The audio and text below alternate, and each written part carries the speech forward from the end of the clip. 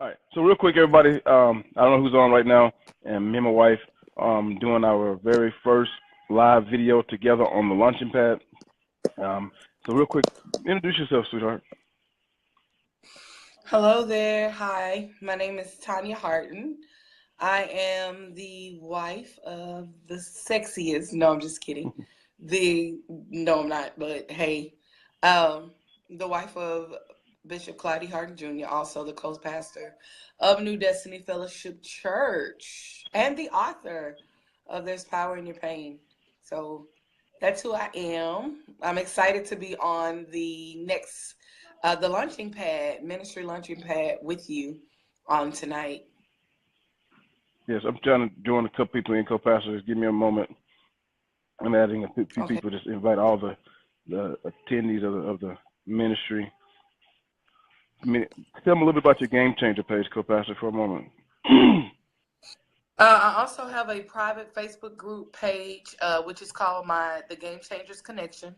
On the Game Changers Connection, this is where I push and coach individuals, some one on one, and some where I pour into them every Monday. I go live every Monday about different topics. Majority of the Game Changers Connection is women, because that's who I know I'm called to, is women. So I kind of deal with topics and different things. My next topic that's coming up is going to be facing your pain, which is also connected to another class that I'm about to do, a group class that's going to be going on in the month of March. So I'm excited about it. I'm excited about the Game Changers Connection. Um, we do Q&As in this group, and I share videos, and again I go live. So it's a lot of information that I do in that group. Yeah. Well, thank you again for coming on with me. Like I say, this is the first time me and you got opportunity to be on here together. We actually was on together on the Game Changer page, and we actually deal with marriage and standards in marriages. And I thank you for having me as a guest, and I thank you for also being my guest today. You know, this won't be the last time. We're going to do this many occasions. I think we have a lot that we can share, especially on this page when it deals with ministry. You know, this is a launching pad, and we want to help people go to the next level. And I know for a fact that I can't be where I'm at today without my wife. And that's part of the reason why she's on today. She's on mainly because about a month ago, or maybe a week ago, I did a video, and about a month ago we started a video series, and this series titled "The Vital Ministries." The Vital Ministries, and we talked about how we had vital ministries in the church and organizations. If we're going to be successful, we must have these vital ministries. And we talked about number one, the first vital ministry was I think it was the first touch ministry. You must have a first touch ministry to be able to help you welcome the people into the church and make sure that they feel comfortable and in places where you can't reach and touch because you're busy doing ministry. They're able to reach and touch them and make them feel comfortable. The second vital ministry we talked about was the music arts, how it allowed many people the opportunity to express themselves and worship God in a way that maybe you don't, and maybe the church members don't, but they give them a opportunity, a platform. And then thirdly, we closed it out on last week dealing with that you must have the in-reach outreach ministry. But co-pastor, while I was talking about the in-reach outreach ministry, you came up because I kind of explained to everyone how you were over our in-reach outreach, and I kind of brought up something very briefly. Very briefly, I explained how I'm over the operations and how you're over the observations. I'm over the operations, you're over the observations. I said it briefly, and when I thought about that, you know, I feel like I need to go more in depth in explaining how me and you work together in ministry, because I know that's not an easy topic for a lot of people, and because some pastors, the wife is a non-factor, and in some churches, the pastor feels as though the wife should only look cute and sit in the front row. Unfortunately, that's not New Destiny. So I brought you on. I want to ask a couple of questions, and I want you to kind of make some statements. But first of all, three areas I feel as though you cover me in the church, and it's very, very important that you're there and supporting me and working with me. I thought about it that it's three areas, main areas. Number one, I talked about how you work with me in ministry. Not just you're my wife, but you work with me in ministry. How we split it up in operation observation. Can you explain them to anybody on the phone? Because I can easily say, hey, she worked with me, but I think it'd come off better coming from you. One of the things I do, and one of the things that you have appointed me to do in ministry is the observation of the church. Bishop handles the operations of the church, and I handle the observations, meaning that I handle anyone from the front door all the way to the back door. That's with No One Left Behind. No One Left Behind ministry is a ministry that that he created, where we make sure that we go get the one and not run after the 99. We go get the one to make sure we contact those that have been missing, those that are in shut-in, those that and No One Left Behind. I have to make sure on that team, the person that works on that team, which is an amazing woman by the name of Sister Rhonda Lee, and she handles that department, and she makes sure when the members join church, she hold their hand all the way up into what we call our kingdom building course, which is another in-reach and outreach, rather in-reach ministry, because No One Left Behind is an in-reach and outreach, because it's our job to make sure that the people of the church are taken care of and that nobody is left behind. But take a moment, as you go through, take a moment to kind of explain those ministries, because I think those ministries are very important, and also still with our vital ministry part. So kind of do a little detail about how important those ministries are. Okay. With No One Left Behind, it goes hand in hand with Kingdom Building Course. Kingdom Building Course is what we call our where we make sure for the Kingdom Building Course, which is another guy over it by the name of oh God, help me. I know his name. Harris, Brother Harris. Brother Harris is what we call over education. Making sure that the people are educated about what we're doing and how we're doing it. So what Bishop decided to do was to make sure that we don't have to repeat, prayer, because we make sure, he makes sure that, when it comes down to praying and fasting, or where we come from, when the church started, how did it start, he makes sure he created this ministry called Kingdom Building Course to make sure we don't have to be repetitive. We catch everybody up. Let's say someone starts a ministry and they don't know anything about prayer, they don't know anything about fasting, they don't know anything about Bible-based skills, the basics of their Bible. Yes. Well, in this course, Brother Harris teaches them the Bible-based skills. He teaches them how to fast. He teaches them how to pray. He teaches them, yes, it is so needed.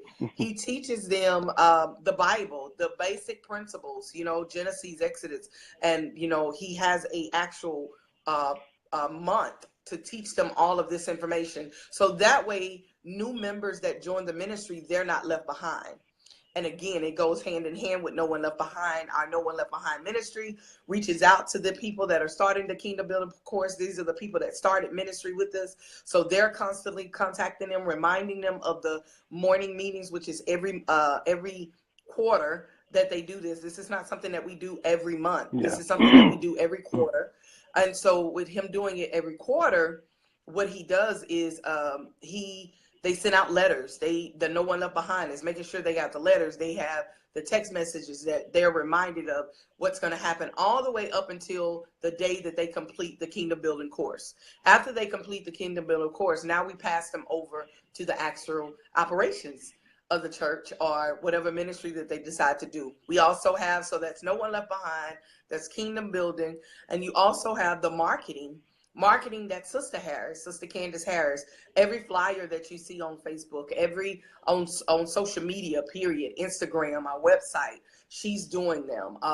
Everything to get the word out. All the you might scroll down Facebook, and she have created what we call a marketing way to be able to tag and let people know, hey, we're here. She's the one that's boosting everything on Facebook, to where she's making sure that our name is getting out there, as well as making sure that not just our name in reach and outreach, but operations as well. Every ministry and operations is able to do that. So that's again an outreach as well as an in-reach, because she has to Exactly. take care of the inside as well as the outside of the church. So she's a part of this ministry as well. Along with her, we have what we call prayer ministry. Prayer, we No One Left Behind lines up right along with prayer, as well as with the marketing. So everything that is connected, I believe, Bishop, everything that's connected to the in-reach and outreach, they all connect together. Yes. It's like a whole connection. Everybody is in it together to where everything is lined up with everybody.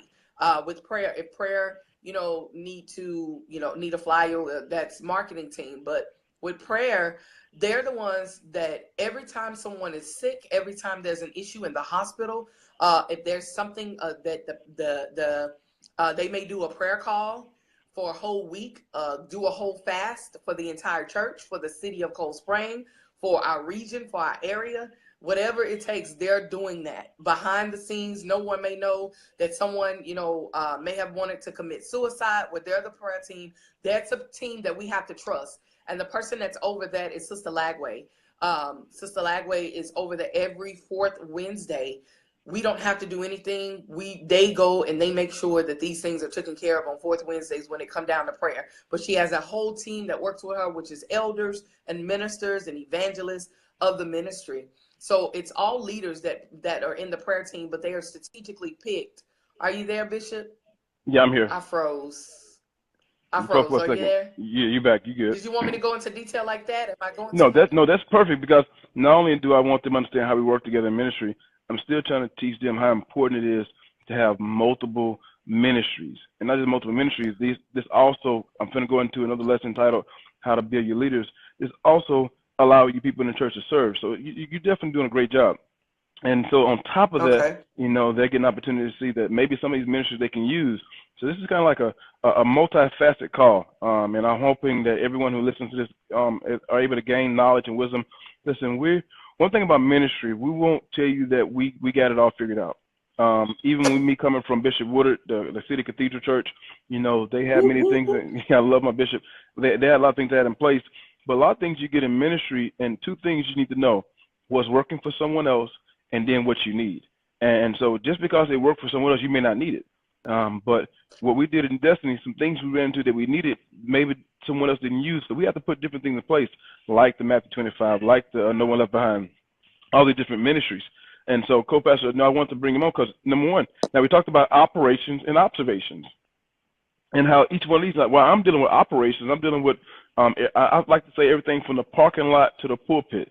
When it comes to on a Sunday morning or on a Wednesday, from parking lot ministry to ushers and greeters to, the praise and worship, music arts, everything that deals with the service. I'm over that operations piece, the deacons and how they do in service.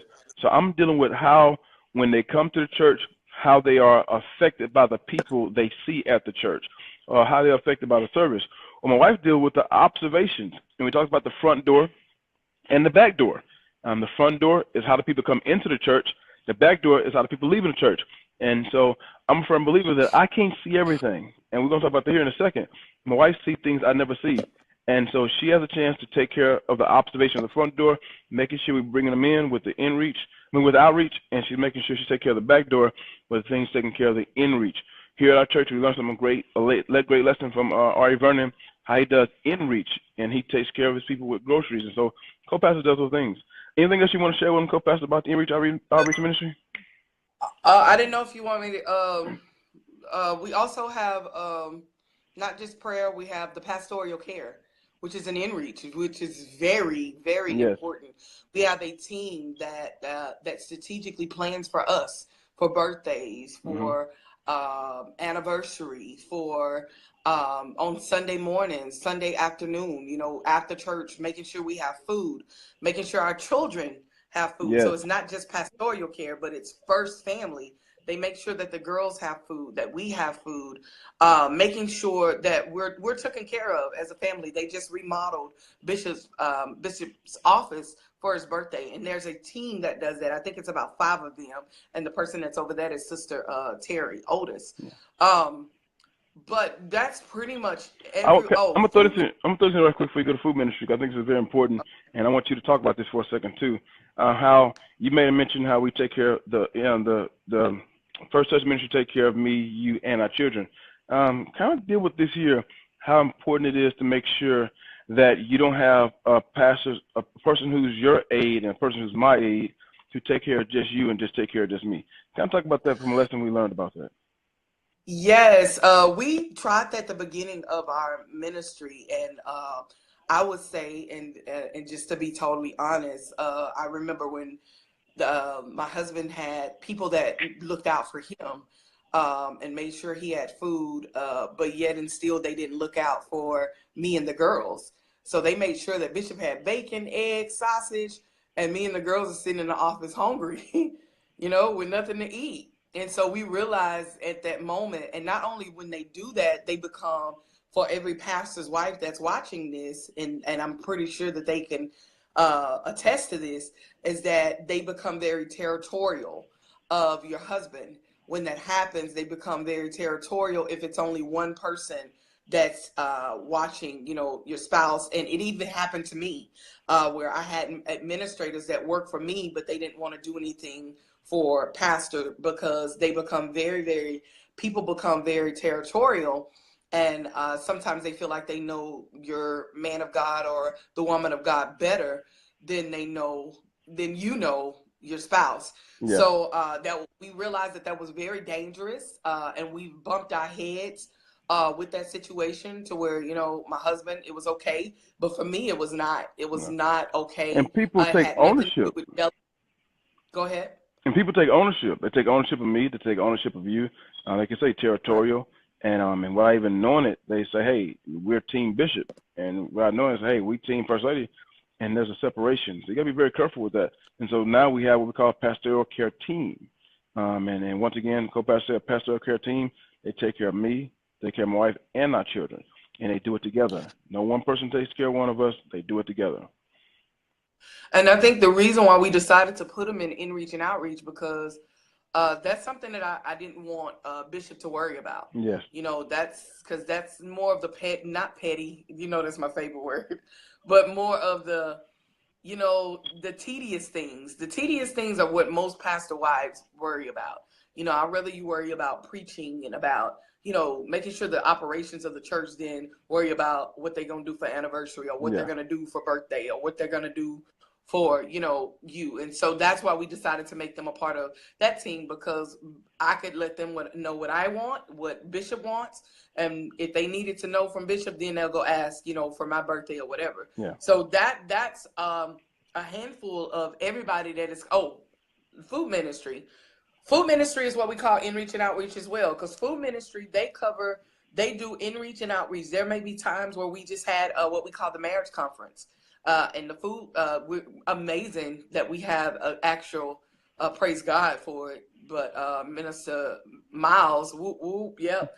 Shout out to her, but she's a part of our food. She's over the food ministry.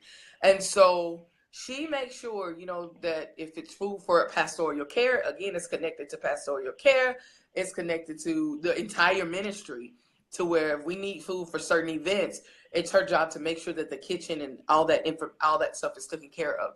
So we split the church, to answer your question. We split the church, and while splitting the church, we make sure that when splitting the church, we make sure that that I make sure that he has no worries when it comes to ministry. Yeah. That he has no worries. He don't have to worry about the small stuff. And we make sure that people are taken care of inside the church. There may be times that we may give gift cards, $75 gift cards, $50 gift cards, just inside, to pull a random name for someone just inside the ministry, just to bless them with. Yeah. There may be times that we do that in reach and outreach, because our goal and our vision is to be able to give our ministry, the people that work, the people that lead, the people that come every Sunday, we want to make sure that we take care of them as well as outside of the church. Yep. So our goal is one day to come and have a truck full of tennis shoes or a truck full of food to where they're able to it's just for inside of New Destiny. And they're a member of they're there on that day, not necessarily a member, but they're there on that day. So Yeah. That's pretty much what I do when it comes to my work. It's a workload, but it's worth it. I love what I do. I love working beside my husband in ministry. It's an honor that he would even choose me to be a part. For him to choose for me to be a part of wanting me to be a part of what he does, and not just giving me well, you go do this and be happy, be the pretty first lady on the side with the hat and the suit on and just look cute. No, I want you to work, because I'm a go-getter. I want to work with you. Yeah. So that part I'm excited about. So that's what I do when it comes to working in ministry. So not just work, you do other things. And but one thing, we will talk a little bit about this more here in a moment. But you do work with me, and it's something that we didn't do from Jump Street. God literally had to speak to me, and we'll talk about that here in a moment. But one thing else you do for me, and any pastor who listens to this call, I've seen pastors who just, as far as home, my wife at home, take care of me at home, do what I got to do at home, wash my clothes, cook my food, speak, do everything do at home. When we get to church, shut up, don't say nothing. I don't want to hear your mouth. It's my church. And if times in ministry, my wife, we're going to talk about this in the future. We're going to have another call. At times in ministry, my wife felt like it was my church against her. And so, but as we begin to do this, and we realize that we got to do this together. This is not just my show. And so also, not only do you work with me in ministry, but something else you do. Pastors, listen to me. You need this. First lady, look at me. They need you, even if they don't think they need you. But the second thing she does for me, she watch over me. Or should I say she watch out for me. Go back, kind of talk to them about how you watch out for me in ministry.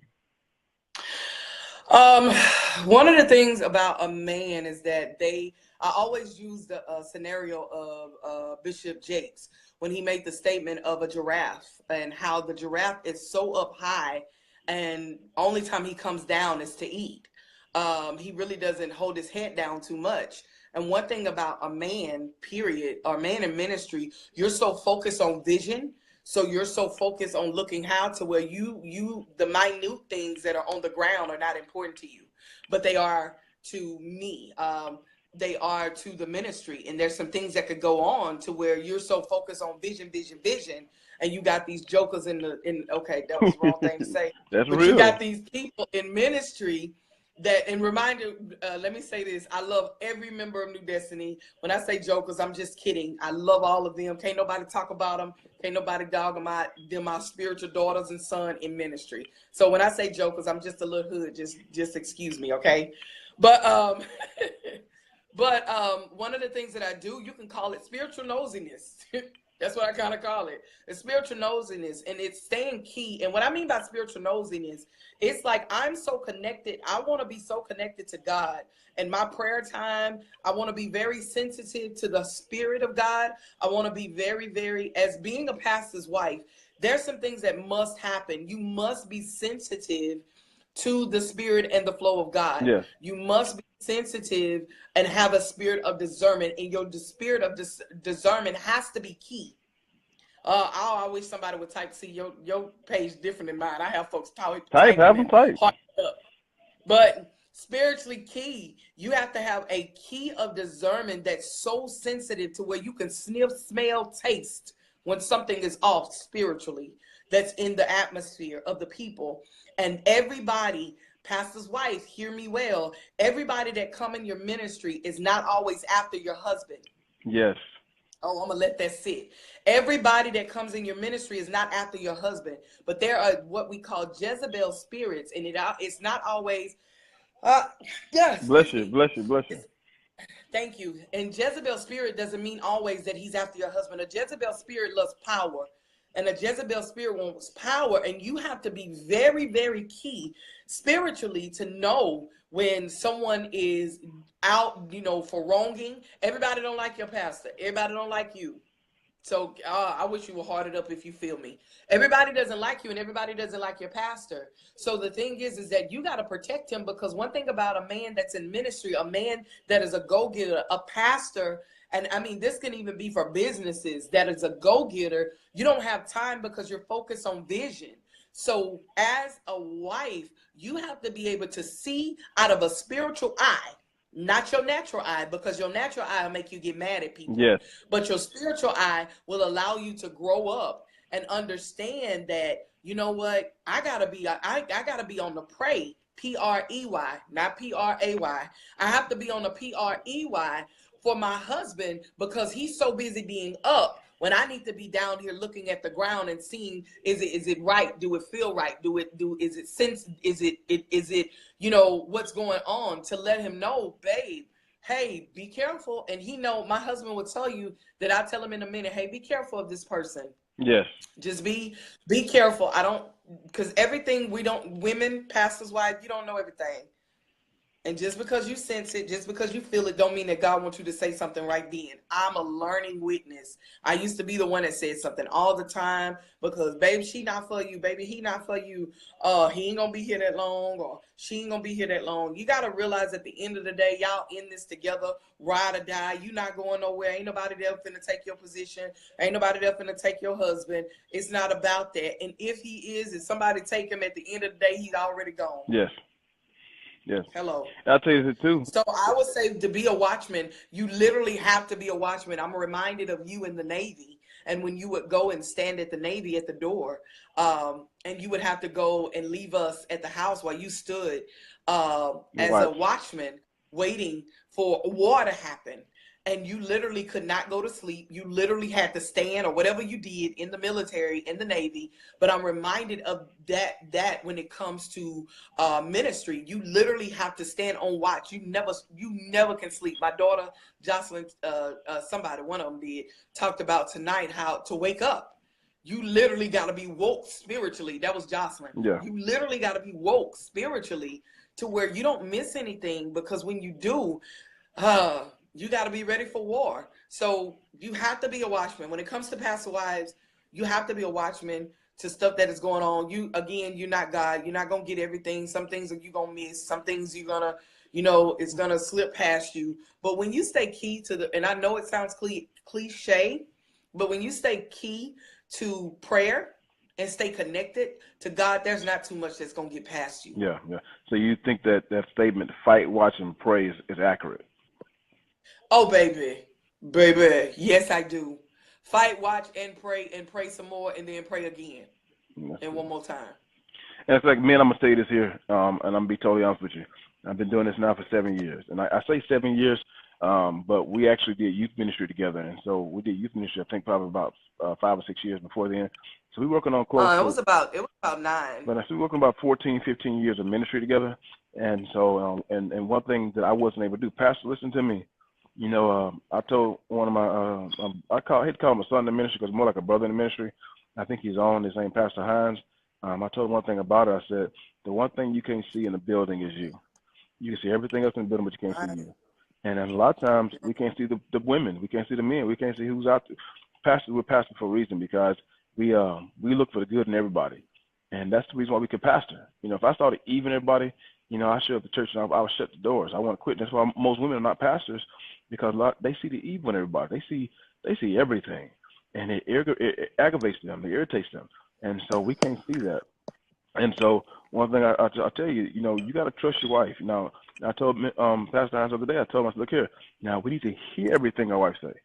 We can't respond to everything they say, but we need to hear everything they say, because if we hear everything they say, we'll be a whole lot better off. So far, we work together. She shared with you how we work together. We actually split the church in half. Can I say this? Yeah, go ahead. And I think that's why it's so important that you have to make sure, as a pastor's wife, that your voice matters. Mm-hmm. Making sure that you're not always speaking. James, be slow to speak and quick to listen. And not that I mastered it. I still make mistakes and I talk too soon. I do too soon.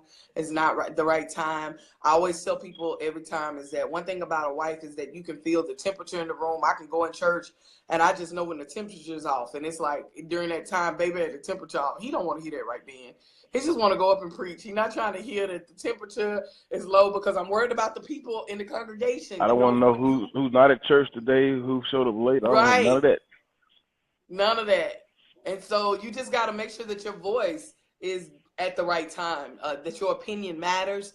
But most of all, make sure your opinion is at the right time. And if you do it more at home, it'll be easier for you to do it at church. You know, I'm learning, to do it more at home. I haven't mastered it again.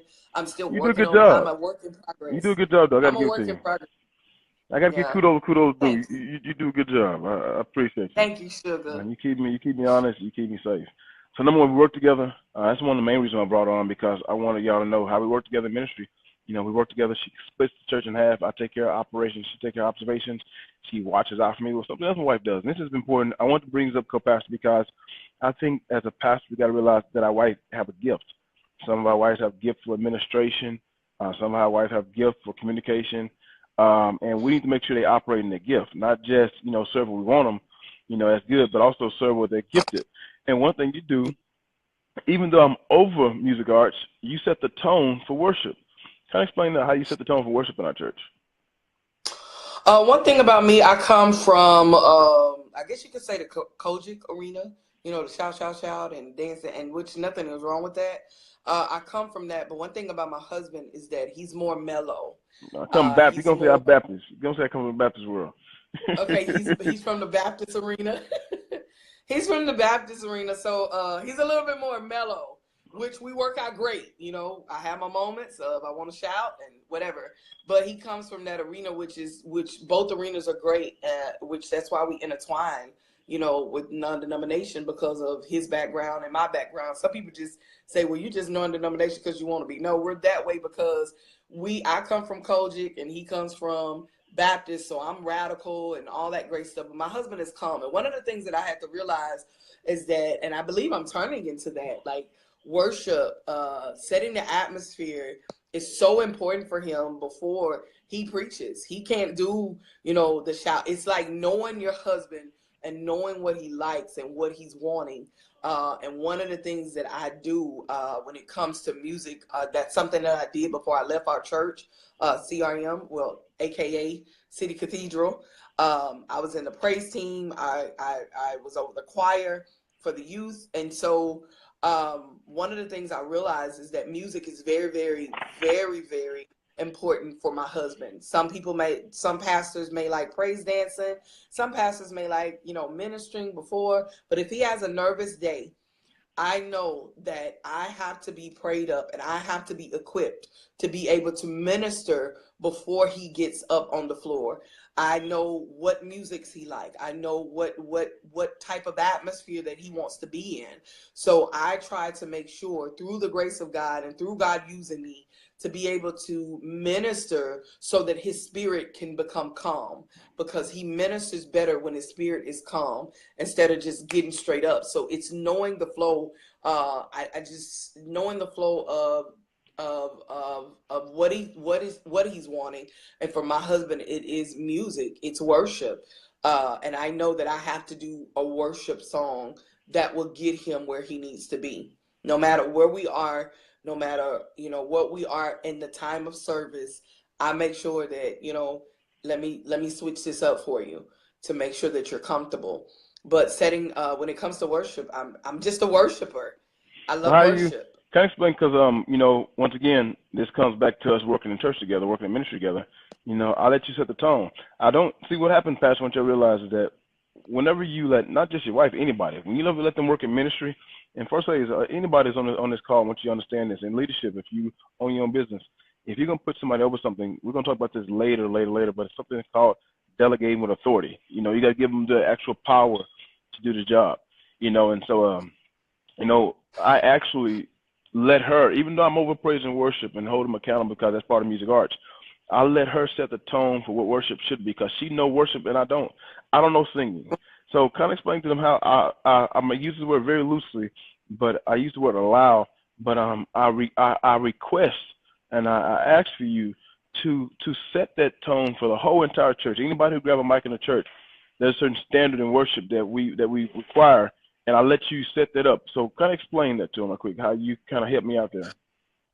You let me be when it comes to that, and I want to make sure I want to make sure I'm getting your question right. So you want me to explain how I set worship Well, like I up? say, this is all about us working together in ministry and how we kind of, how we accommodate one another. So basically, just to make sure I'm getting this right. So basically, you you let me do my thing because you know that's not your But lane. not just that, even though Jocelyn is over praise and worship, you set the tone for what Elder Trailer does and what she doesn't do when anything to deal with music or worship. Excuse me, y'all. I'm on a message here and it's getting kind of loud in there.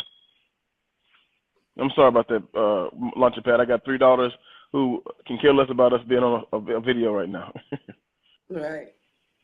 So basically, and I set the worship. I believe, with you, if it's off, if something is not right, I meet with Elder Jocelyn every third Wednesday. And every third Wednesday, I sit down and I meet with her just to touch it, just to have kind of my hands in it, just to make sure that we're going on the right direction. Sometimes I'll show up to their practices unannounced, just to touch the tone of it, just to make sure that we're going in the right direction, which she does an excellent job of leading the praise and worship. But if there's something off or if things are not right when it comes to praise and worship, I make sure you have allowed me to make sure that they make sure that this is going right, because I don't know how this works. Yeah. I don't know how this is supposed to be. I don't know how praise and worship is. And when it comes to that, I do. And so you allow me to be able to be in my lane because that's what I started off with. When we started the ministry was the praise and worship. I was the praise and worship leader. And so because of that, you allow me to still be there, which I'm okay with that, to be able to be a part of that. I can sing in the praise and worship when I want to. When I don't want to, I'm able to, hey, we're not doing A, B, C, D. That's not going to work. We got to make sure that people are orientated, whatever, because that's something that you're not going to pay attention to. Not going to do it. So I make sure that part is taken care of, and, as well as setting the tone. And by the way, as you're on the message right now, I know it's going to be a little lengthy because there's a lot of information we want to cover. This is not going to be a 10-minute, like I usually drop 10-minute videos. This is going to be a little lengthy because I want to cover quite a few things because this is very important to me and to my wife and also to our ministry. So if you have questions, feel free to chime in. Thank you sometimes. You're right. Many times one of y'all put in that's teamwork. I definitely agree. That is teamwork. We do work together. And listen, it wasn't always that way. So don't think you sit here on a phone call with two people who didn't got it all figured out. No, we still struggle. We had a lot of struggles to get to this point. I mean, a clash. We'll talk to y'all one day. Me and my wife are gonna write. We just wrote our first book together. She wrote her first book by herself. We just wrote our first book together, titled, Team Heart Marriage Survival Guide. Well, we're gonna come out with number 2 book titled Team Heart Marriage Survival Guide: How We Survived Our Marriage and Ministry. Because listen, we clash. Yes, we did. It's a competitive edge there if you don't watch it.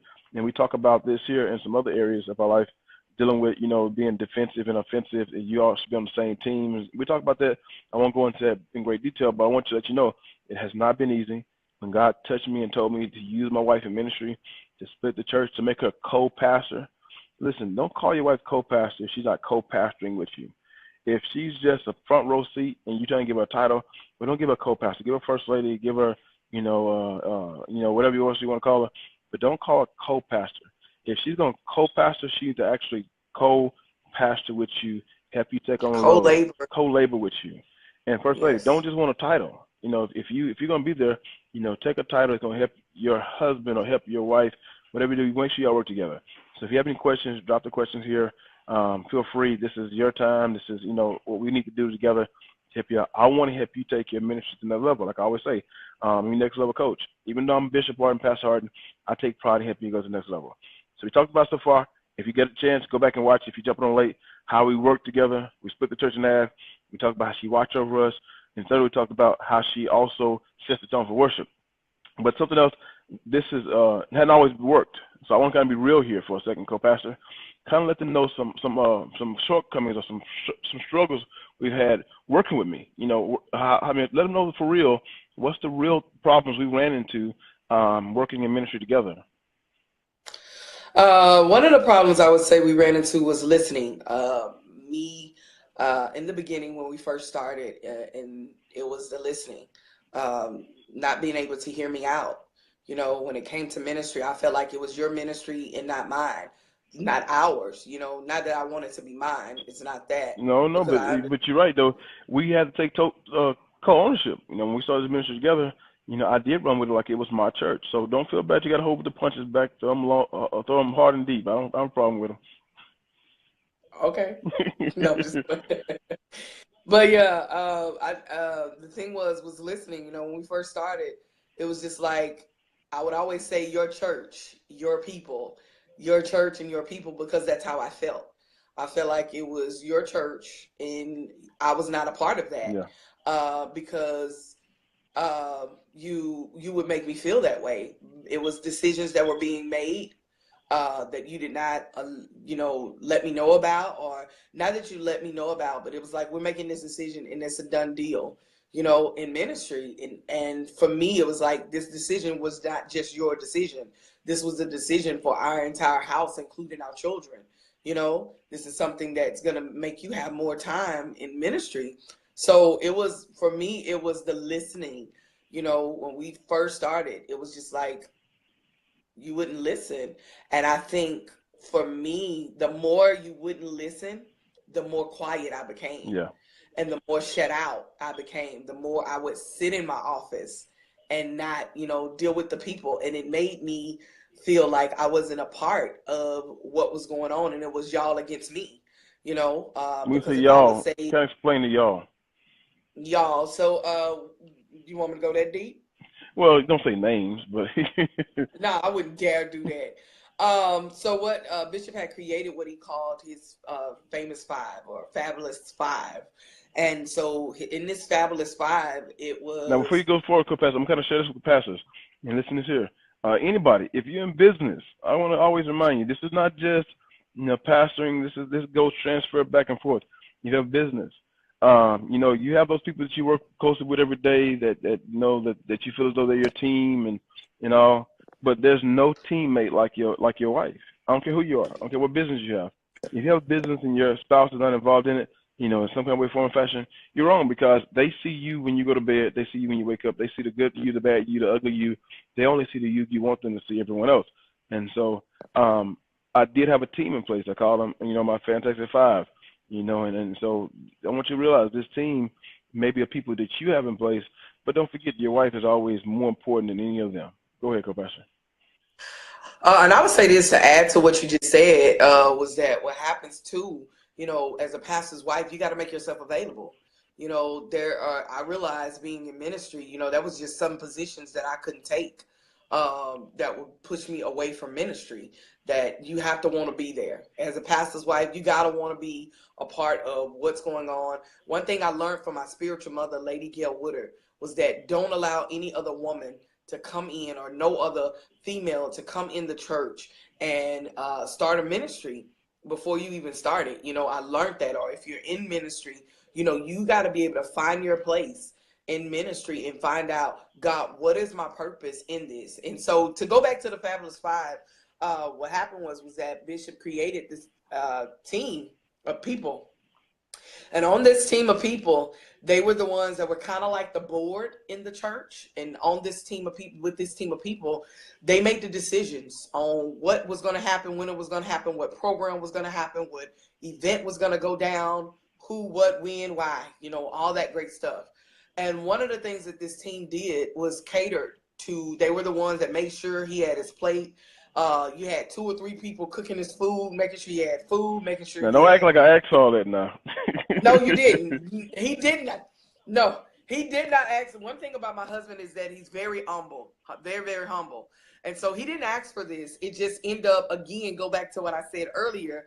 They took ownership, and to where we can take care of him better than anybody in this church. And so that's something that we dealt with.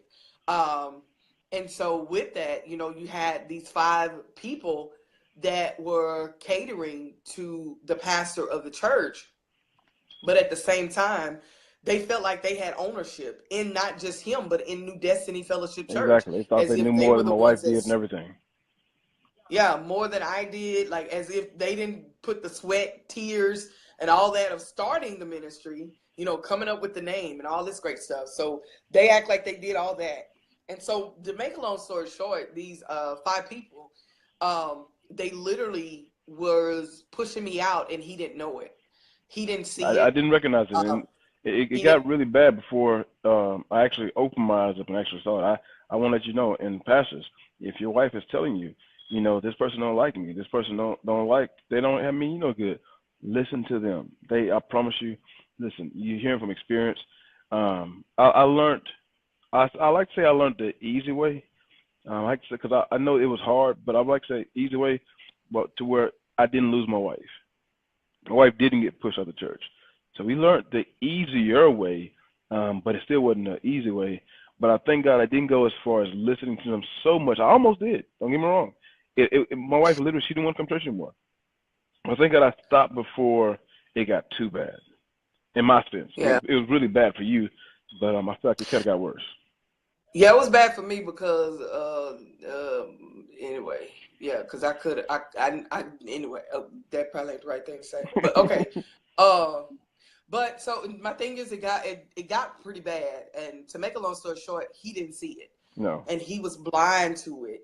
And as a pastor's wife, sitting here with the man that I love, the man that I'm in love with, to basically choose them over me. Yeah. And you can call it petty, you can call it whatever you want to, but there's no feeling like a woman that don't feel like, especially when you have members coming to tell you, if you say, well, let's do such and such, oh, well, now, bitch, the pastor ain't gonna want that, or pastor's not gonna, let's not do it that way because a pastor, and you looking like, what? So my thing is that I had to learn to grow up. Like I Yeah. preached tonight, I had to learn to grow up. I had to learn to grow up and not get in my feelings. As long as he wasn't, disrespecting me, but it didn't stop it from hurting. Yeah. It didn't stop it from feeling like I wasn't a part. Again, um, I wasn't a part of what they were doing, and not only that, our children, and one thing about him, he didn't even notice that you were so lost on what they were doing. And I'm sitting up here like, dude, your kids are hungry. Like they hadn't ate, but they didn't fix you a full meal. Yep. And he was so like, they're doing like, didn't get it. So it was one of those moments in our time in ministry that was very, very hard. I could have left. I probably should have left, but I No, didn't. don't say that. Don't say that. Okay, I ain't gonna say that then. But I probably should have, but I didn't. But the thing is that I Listen. had to realize that, it was a part of my growth. I've helped so many other pastor wives that have been through what I've been through, that have been in ministry 18 years, and they experienced it. So everything that I went through was not by chance, was not by accident. It had to happen. I Yeah. Yeah. had to experience that, and we had to experience it because it taught us A to lot. come together as a team. It taught us, and the miss when everything hit the fan was, hey, we got to do this thing together. And Yeah. it taught him as a pastor that, you know what, they're going to have to respect my wife, point Yeah. blank, period. If you're going to cook for me, cook for everybody up in here. Cook for all Yep. our kids, cook for my wife, And I would honestly say now, today, man, it's amazing. I tell him all the time that I feel like they cater to us, cater to me. But no matter what, I don't I'm honored, but it's one of those, I don't think I ever get used to it, but it's one of those that he makes sure that they respect me, and And that that's I I'm glad love. you said that because that's what I was gonna say next is that. But pastors, for it to get to that point to where they did love my wife, cater to my wife, I had to set a precedence. I had to let them know that's my wife, that's my love of my life. If you're gonna take care of anybody, take care of her first, and let them know don't disrespect her. And it take you listen to me really close, listen to me really close, listen to me really close. You can never ever disrespect your wife in front of the members. I'm talking about telling her to sit down, telling her to hush, telling her to stay in her place, telling her to know her place. Don't ever, the moment you disrespect your wife, the members will forever They respect are you. going to be team pastor Yeah. all the way, One day I was no in matter service, what. and my wife did something, and I asked her, I said, "Baby, what are you doing?" Just out of nowhere, just accidentally, just did it. And man, you could tell the membership adjusted, and they responded to her differently for about a month because how I snapped at my wife and didn't even catch it. I didn't really mean it. It was a really bad moment. I apologized to her for about a month because you never do that. If you lose that moment of respect for your members with your wife, and if you don't make your members respect your wife and you disrespect your wife for your members, you're gonna lose your wife. She may still show up, but her mind ain't there, her heart's not there. So And we can I only say this for pastor wife? There's and things hang on. that So you're going to experience. before you take up pastors, share this message with your wife. I know I got more pastors than I do pastor wife. Let your wife listen to this, and then let her know that she can reach out to my wife. If they need help. But go ahead, co-pastor. I'm sorry. No, I'm good. Go ahead. I want to say this is that, as pastor wives, is that one of the things that you got to realize as a pastor, it took me a lot. It took a lot of growing up. I'm still growing up. You are human. Things are going to hurt. But one thing you got to realize is that there's different type of people that you're going to have in your ministry. The first type of people that you're going to have is those that admire you. They admire you. And sometimes that's a good and bad thing because they admire you because they feel like you're better than them or you're less than them. And at the end of the day, you're neither one. And for me, I could care like that. No. Woo, bless you. Sorry. We came out of the rain, y'all. That's why we sneezing like this. But that's better than you or whatever. Then you have those that are in competition with you. They want to do ministry better than you. They just want to be better than you. And so what that creates is jealousy. So you have some that are jealous. And so because they don't understand that you really don't want to really pretty much be in this position at all. I don't know. That's my story. Probably nobody else, but it's one of those like really like I could really be doing something. I can evangelize right now for real. Like I can evangelize and be okay with that. But I know that when God pushes you, he pushes you in uncomfortable positions that you have to be in. And I'm, Lord, okay, use me, here I am. But the other thing that happens is you have those that want to be, did I say competition and better than you? And then you have those that like you. And then you have those that just can't stand your guts. Yeah. And you got to be okay with either one. You like me, you like me. If you don't, you don't. Hey, you got to be okay with either one. But you got to understand who are those people that's in your ministry that are like that and be okay with that. Be okay with the fact that you're going to have these different level people that's going to be on a different caliber than you, that's going to compete with you, that's going to want to be better than you, that's going to admire you, and that's going to love you, and then they're going to can't stand you. Yep. They just don't like your personality. They don't like everything about you. That it's just they don't like you, and there's nothing wrong with that because everybody's not going to like you, and you got to be okay with that as a pastor's wife, and you got to hold your head up high, and you got to walk in confidence, but be you, be authentic. And I had to learn that I was not authentic when I first started. You know what I'm saying? I was not myself. I felt like I had to be this woman with the hat and be like the other first ladies. And I found out that I'm nothing like them. And I got to be okay with that. Yeah. You literally have to be okay with, because at the end of the day, you're not doing this for other first. I'm not doing this for other people. I'm doing this for God's people that God has assigned to me. Yeah. And that's what you got to realize. There are people that are assigned to your voice. There are women in your church that are your daughters, that are your admirers. And there are women in your church that are competitive, that want to be better than you, whatever, all them other things that I just said. But you got to understand, no matter what, every last one of them are your assignment. You're right. Because they showed up to your church. Yeah. And they are your assignment. So I want to encourage any pastor wife that's watching this later, now, whatever, that you want to make sure that all of these people that I named, they are still your assignment. God has still called them to your voice. God has still assigned them to your church. And it's your job as a pastor's wife to mother them. Preach. Point blank. I think she just preached. I think I need to take up an offering. Really? Did a good job. That's for real. I had to learn that. Thank God to my first lady, Lady Woodard. Like, she helped me so much. But go ahead. We're 1 minute from being over time, but I want to make sure I definitely ask you just one question real quick. And with two questions I want to ask you. For that first lady out there who feels as though that she has something to say but don't know how to say it. I don't know how to get my husband's attention. You did a good job in getting your husband's attention. How do I do that? What do you tell her? If you cannot get your husband's attention, or if your husband is not listening to you, if your husband is moving, it seems like that he's moving past you, that he's leaving you behind. Cliche, I know what I'm about to say. You're going to be like, oh, Lord. But it's the truth. You have to pray that God will open up his eyes and open up his heart. During that time, that with the Fabulous Five or whatever, this went on for years. This not go on for months. This happened for like 2-3 years, I want to say. That these people were in this ministry, 2 years. These people were in the ministry doing these things. 2 years is a long time. It felt like a decade. But at the end of the day, when all that was happening, I kept trying to tell my husband, kept trying to tell him, look, this is what they're doing. Look, and I just got quiet.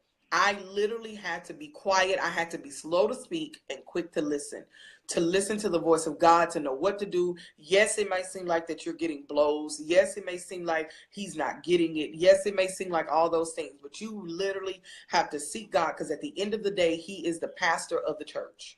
Point blank, period. He is the pastor of the church. You are not the pastor of the church. He is the pastor of the church. And I had to realize that this is not, God has not put me in overseer of this church. He hears the voice of God. God has assigned him to this church. So I have to be able to make sure that God, give me the right timing. I got to make sure my timing is right. I'm going to give you all these 3 things and I'm done, Bishop. First thing I had to learn was my timing. Making sure that when I went to him, because I don't want to forever be quiet, but God, I want to make sure that whenever I speak, that my voice has movement. My voice is heard. Mm-hmm. So I have to make sure that it's the right time, and not when he's watching a football game, not when he's doing ministry, not just Sunday after. So I had to learn that real quick. Sunday after service, that is not the time to talk to him. He's trying to relax. Probably not even Monday is good. But you got to find out what day is good for your husband to sit down and talk to him. Make sure your timing is right. Don't do it on an off time, right after service, right in the car after service. He's still trying to come down. Or during service. Or during service. Those are lessons that I had to learn. The next thing is making sure your timing and your texture. I tell the women this in our church, man. Making sure your not, what is it? Your timing, your texture, and your tone. Oh, your tone. I want to talk about that. Your tone. Making sure your tone is right. You can't come up, you letting these people at the church, No. He's going to immediately get defensive. And I shared this on my Game Changer page, how we use the word you and I. You got to make sure you're not using those you and I words. You let these people at this church do what they want to do, and I'm tired of that. No, that's not the proper way to do it. Babe, I just want to sit down and talk to you for a minute. Because I just want, we call them truth moments. I just want to have a truth moment with you. There's some things that are happening in ministry right now, and I want to talk to you about it. There's some things that happened today, and this happened at right timing, but now my tone is right, because he's able to hear you if you're not nagging. Oh, I'm gonna let that sit. If you're not nagging. So you got to make sure you have the right tone and the right texture. You know, it's the right way to say it. Yep. Right way to do it. Yep. So I think that I would encourage every woman that if that has a pastor that's not listening to you, make sure it's right time and make sure it's right tone. But most of all, seek God, ask God to change, because it may be you that need to change and not him. Yep. It may be you that God needs to change. God needs to change. There was a lot of things that God had to remind me, girl, you are not the pastor of this church. Pastor Clyde Harden Jr. is the pastor of this church. You are not going to underhand and run this church, being the woman that run the church like a lot of churches are. You're not going to do that. And so I had to learn, as I prayed for him, God showed me. Yeah. And then slowly he started changing. And one day with that Fabulous 5 people, and I'm done, Bishop, with the Fabulous 5 people, was that he made this statement one day, babe, did you see such and such do this and that? And I'm thinking to myself, I seen that 2 years ago, but you just getting it. You think that? But hey, I didn't say that. Yeah, you did. You did say that. I did. Oh, I probably did. Yeah, I said it. But I need to hear that though. I didn't need to hear it. Yeah. So it was one of those to where they might not get it right then, but eventually they'll get it. Just keep praying and keep asking God to reveal. Yeah. And my prayer for my husband when all that was going on was, God, take the scales off his eyes. Allow his eyes to see what I'm seeing, and also open up his ears that nothing that's not like you will not go in, but everything that's not like you, God, allow him to see and hear your voice. And so that's what I had to do. So I got this one last question for you, Co-Pastor. You've been doing a good job. I know we're about 5 minutes over, but I definitely got to ask this question. What do you say to a pastor who has a first lady and he's not letting her voice be heard? Why do you think it's so important, or what would you say to him to encourage him to hear her voice? I would say to a pastor that's not allowing his wife to speak or not allowing his wife to have an opinion when it comes to ministry in front of the people and behind closed doors. Because behind closed doors, if you're not allowing her to have an opinion, what you're doing, you're taking the fragrance away in the house. And open doors, you're taking the fragrance away in the house of church. Now, when it comes to church, because the house part we'll kind of do, that's a whole nother subject. But inside the church, if you do not allow your wife to have a voice inside of the church, what's going to happen is that the fragrance and the differences, because y'all see ministry different. And if she's speaking, she's going to give a different perspective than you would ever give. And you're going to give a different perspective than what she would give. So what you're doing, you're allowing her to be able to bring the fragrance of and set the tone for the women in your church. Women, and if you don't allow that's her huge. That's huge. You just said that's really huge. Yeah, she's setting the tone for the women, because what she's doing is reminding the women, okay, I think I do it without knowing it, but I had to pray to get there. If she's not setting the tone, and if you shut her mouth, there won't be a tone. If you shut her, not just her mouth, okay, come here, Lord, hallelujah.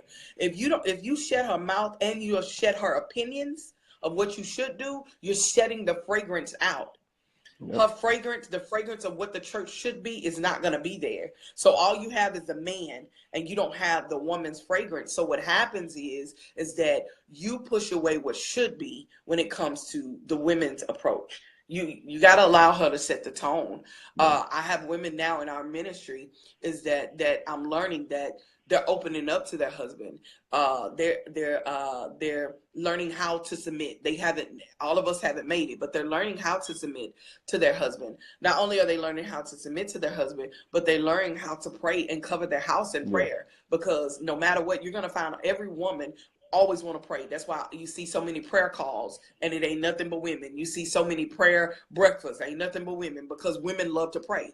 They know how to push a prayer through. Nothing against a man. It's just women. The way we can get together and connect, girl, let's pray. Yeah. Every woman wants to do that. So if you're pulling her away from that, you're losing the tone. She's not setting the tone. And not only that, now she's setting the tone for men as well. Because, okay, this is how a spouse or a wife should be. You know what I'm saying? These are the things that should be happening. And not that they're comparing, because we don't ever want to do that, comparing her husband, my husband. No, we ain't going to do that. But what it is setting the tone. You're right. So I say, let her speak up and allow her to minister with you. Allow her to give her a voice in the church, because you want to make sure that if you're loving on your wife, I don't care who you are. We had a man tell us tonight, and it's not a bragging moment, but it's a real moment. We had a man telling us tonight that y'all are the dynamic duo. We've never met this man a day in our life. Nope. But because he see unity, and he see a togetherness, that makes people run to that, because people want unity in marriages. They want unity. And if your marriage is in unity, man, I can learn from you. Yep. I can learn from you guys in ministry. So you got to look like a team. And when you don't look like a team and you shut her up, it looks like your show and not y'all's together. Exactly. Well, Co-Pastor, we're about 9 minutes over an hour. Are there any questions real quick before we jump off? Anybody have any questions they want to type in real quick? I mean, I thank y'all for being on with me so long. Hello, y'all. Huh? I know we've been on for an hour, but I thank y'all for hanging out with us. And I pray hearing how me and my wife work in I hope ministry. it's good for them. Can they heart it up? See, your people do different than Yeah, my people. They quiet. don't heart. They listen. They just sit there and Yeah. listen. Okay, I my don't bad. even know if they even know where a heart at. There we go. I think, okay, there goes some There heart. we go. There we go. I didn't know if they knew what that was. Do you have any questions? Any questions at all? It's good. So do y'all think this was helpful information? Anybody think this was helpful information that we kind of share out today? And here's for some. I know. So here's some more pastors. Anybody or even some other leaders that's on right now. Anybody feel like this was some helpful information that we share with you today? Thank you, Affinity Church. Well, thank y'all for being on today, co-pastor. Amazing job. You really, really knocked my socks off. You did a great job, and I thank you for hanging in there with me, not just on this call, but hanging in there with me with ministry. I know it wasn't easy at the first, trying to figure this whole thing out, but I think we've done, a good job in hanging there together. 7 years now. We got so many more years to go, but I pray I can continue just complimenting you the way you compliment me. Thank you for being on the call. The game changer. Go ahead. No, I was gonna say. I mean, it's an honor, and I'm not just saying it because we on this call. I say it in front of the church. I say it behind closed doors. That it's an honor to work with you in ministry, man. Like you make ministry easy. You make. It's just the respect and the love and all that great stuff. So I love doing ministry with you. I thank God that He chose me for you. Yeah. I don't think I would want it any other way. You make it easy. You are my mentor, Well, and I thank you. mean that. We You're love my you. mentor, even though you're my husband. I understand you're my pastor. And Bishop Woodard is my bishop, but you are my mentor, man. You taught me a lot, and I love it that I can learn from you because you're such an amazing pastor. You're such an amazing bishop as well. So I thank you. I thank you. I thank you. I thank you for this opportunity. I can't wait to do this again Yes, with you. we got so It's much fun. more that came up that I thought about that we could cover, but like I say that for later. And it was fun as well. I really enjoyed it, and to say to you, you've been a great student. And I say that too, First Ladies, if you're watching, Pastor Cersei, First Ladies, please don't just hold the information and don't share it. First Ladies, be a good student to your husband. If he's your pastor, let him know he's your pastor. Tell him, hey, you're my pastor. That means a lot to him because it means you trust in the word as well as the people trusting the word. Well, God bless you. We love you. I'm going to let my wife tell you who she is, but I'm going to tell you who I am first. We'll tell him first who you are, co-pastor. Tell him who you are. Game changer. Tanya Harden, the game changer coach. That's who I am. What are you doing for him? I'm taking people from their pain to the passion, from their passion to the purpose, and from their purpose to the promise. Eventually, we're gonna get them to their profit. Yes. Well, so that's who I am. I'm your next level coach, taking you from your frustration to your destination by helping you not where you want to be, accept where you should be, and do the work that it takes to get to where you're supposed to be. God bless you. We love you. Team Harden signing out. Peace out.